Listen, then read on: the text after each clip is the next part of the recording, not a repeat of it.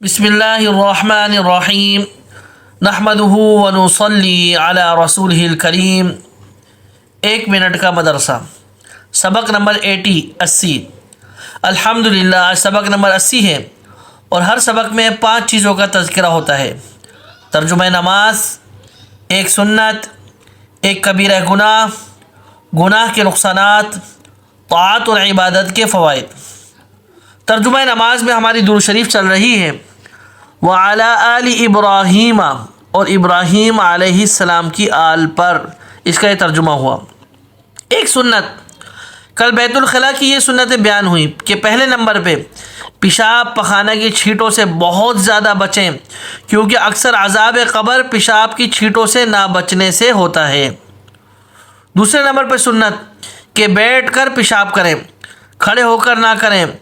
اور آج کا سبق سنت نمبر 3 کہ بیت الخلاء سے نکلتے وقت پہلے دائیں پیر نکالیں، یعنی جب بیت الخلاء سے نکلیں تو پہلے سیدھا پاؤں باہر نکالیں اور باہر آ کر یہ دعا پڑھیں: غفرانک الحمد للہ الذی اذهب عنی الاذی وعافانی۔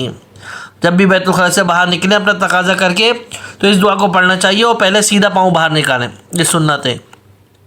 ایک کبیرہ گناہ، بڑے بڑے گناہ جن پر سخت عذاب کی وعید آئی ہیں، ان میں سے ایک بڑا گناہ ہے تہمت لگانا، یعنی جو عیب کسی میں نہ ہو اور اس کی طرف وہ منسوب کرنا، یعنی ایک شخص میں وہ برائی نہیں ہے لیکن ویسی کسی کی طرف برائی منسوب کر دینا کہ وہ تو ایسا ہے، وہ تو ایسا ہے، وہ تو ایسا کرتا ہے، حالانکہ وہ چیز اس میں نہیں ہے، یہ تہمت ہے۔ اور یہ تہمت لگانا کبیرہ گناہ ہے، سخت عذاب کی وعید ہے اس پر۔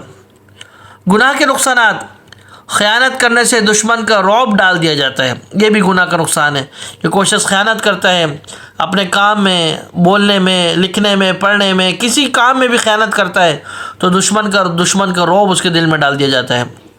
اللہ حفاظت فرمائے۔ طاعت اور عبادت کے فوائد، آخرت میں سورہ اخلاص کی صورت مثالی محل کی طرح ہے۔ حدیث پاک میں ہے جو شخص سورہ اخلاص 10 مرتبہ پڑھے اس کے لیے جنت میں 1 محل تیار ہوتا ہے، اور جو 20 مرتبہ پڑھے اس کے لیے 2 محل تیار ہوتے ہیں، الی آخر الحدیث۔ یہ حدیث دارمی میں ہے۔ بس جو شخص چاہے کہ جنت میں بہت سے محل ملیں وہ کثرت سے سورہ اخلاص پڑھا کرے۔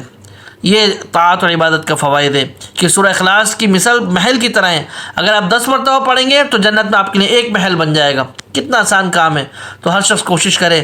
اللہ پاک ہمیں ان باتوں کو سمجھنے اور عمل کرنے کی توفیق عطا فرمائے۔